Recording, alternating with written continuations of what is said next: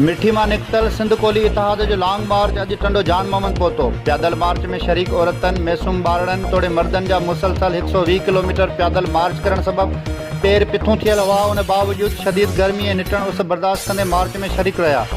Long मार्च टिंडे जान मोहम्मद पहुचण ते अवामी तहरीक जा अॻुवाणनि मोहब भील, मीर लियाकत तालपुर, मंघन कोली, भलजी भील, मावजी कोली ऐं प्रेम कोली पारां शानदार इस्तक़बाल कयो। मीडिया सेंटर टिंडो जान मोहम्मद अॻियां ख़िताब कंदे सिंध कोली इतिहाद जे सदर रणशाल कोली चयो त सिंध धरती जा वारस दर बदरी वारी ज़िंदगी घारे रहिया आहिनि। असां रूपले कोली जा वारिस आहियूं। साह जी आख़िरी घड़ी ताईं जदोजहद जारी रखंदासीं। इन मौक़े ते सिंधी मज़दूर तहरीक अॻुवाण मोहबिल चयो त सिंध जा बाशऊर माण्हू सिंध जे मिसकीन, मज़लूम ऐं पीड़ियल तबिके सां थींदड़ ॾाढ ऐं जबर ख़िलाफ़ पुरअमन जमहूरी जदोजहद जो साथ ॾियनि। अवामी तहरीक तेल के डिगड़ी जे सदर मीर लियाकत तालपुर ख़िताब कंदे चयो त असां धरती जे वारसनि सां हर वक़्तु गॾु आहियूं, हर हाल में संदनि तोफ़स कंदासीं।